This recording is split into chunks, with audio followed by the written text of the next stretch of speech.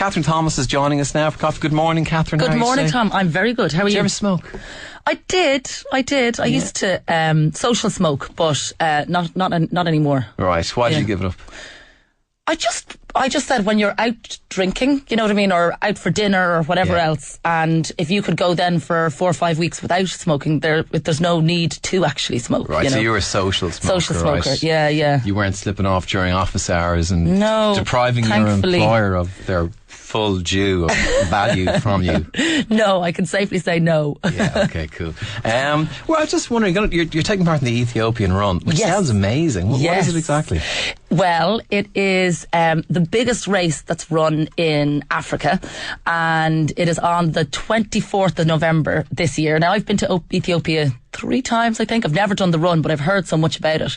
So I got involved with this organisation 2 years ago called Self-Help Africa.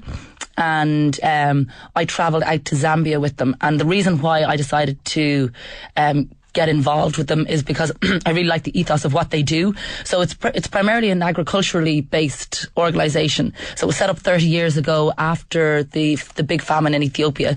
And what they really try and do is work with farmers on the ground. So to how to best utilise the seeds that they grow.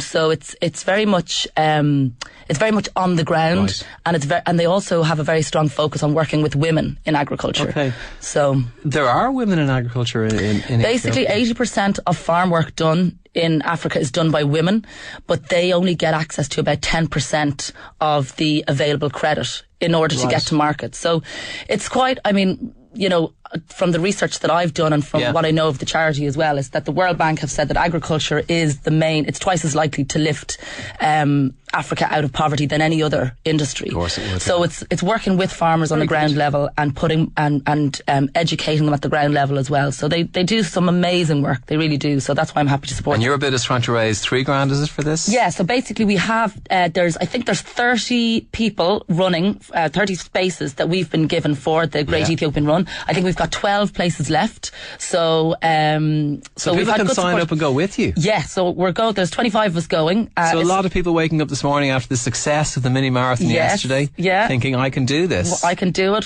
support a great cause, get to see an amazing country. Ethiopia is phenomenal. So we fly over. It's not very poor. My vision of it would be very poor. You know, it's the one country as well that really changed. Like, I went totally green to Ethiopia because all I saw was, you know, babies dying in you know, during the famine. They're the images that we've been shown, but there's so much. I mean, yes, it's absolutely poor. It went through another famine back in 2011, but it's so rich in so many ways. I mean, it's got some of the biggest, like, it's the source of the Nile. It's got some of the biggest mountains. The north part of Ethiopia is so green and so lush. But absolutely, it is. I mean, it's parts of it are very poor. But Addis Ababa is a brilliant city, which is where we'll be based. And the people are great crack. Yeah. It's the one city that I spent 3 days walking around on my own at night. And that was 6 years ago, maybe.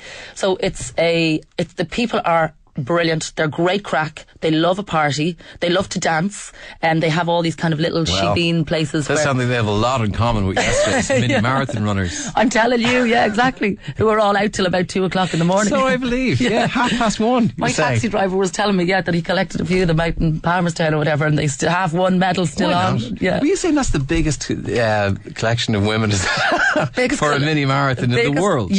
Yes. How amazing. Biggest all-female event in the world, apparently. Yeah. Yeah. So this is obviously mixed, the Great Ethiopian Run, but there's something like between 30 and 40,000 people from all over the world come to it. So it's a 10k run. You can do a half marathon or you can do a full marathon as well, but we're only doing the 10k. Would it be fair to say that almost anybody can do a 10k run? I would say yes. Yeah. I was looking at people yesterday and... That's They're all not I would all say. Mo Farahs, put it that way. To put things mildly. There were people there, even I felt like talking to them and saying, "Are you sure you want to do this?" Yeah. But they must have done it. Yeah, I mean, but that's what's great about it. All levels of fitness, all ages. We had a woman running for us for Respect yesterday, and she'd done it for 30 years. So, she did the very first one. My mum did it, which I found amazing. I never would have thought this year. No, many years ago, 10 years ago or something like that. I can't get over the fact she did that. that. Dark horse.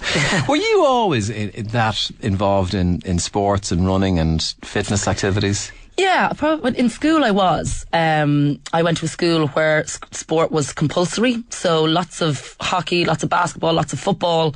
So I always loved it, you know, and I always liked keeping myself fit because I think certainly when I was doing No Frontiers, I had very little routine. So for 10 years you're on the road. What a dream job that was. It was a dream job. Yeah, but there was lots of sort of eating out and then eating on the road and in the back of vans and sandwiches. Don't try and say there were any downsides. No, but that's what I'm saying, because it was, so I had to make sure I exercised in order to sort of counterbalance all the... I do wonder about that with Operation Transformation. Do you not feel you should gain a bit of weight over summer, say, for instance? And I mean a good, significant amount of weight, like 2 or 3 stone. I think everybody puts on... Well, Operation Transformation goes on in January. Right, then you have half the year to gain 3 stone. How difficult can that be, Kathryn? Come on now. Not difficult for me, I can tell you that. Certainly not difficult for me. It would be helping other people. They'd see, look, Kathryn is in this with me.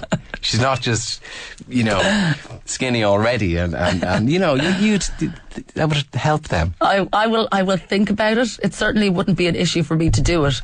As every woman knows, that'd be great, wouldn't it? More difficult to keep it off. It would be hilarious, yeah. I just come back like 5 stone. Just someone saying you have to gain 3 stone. I know. Eat what you want. Brilliant, wouldn't it? Out to McDonald's now.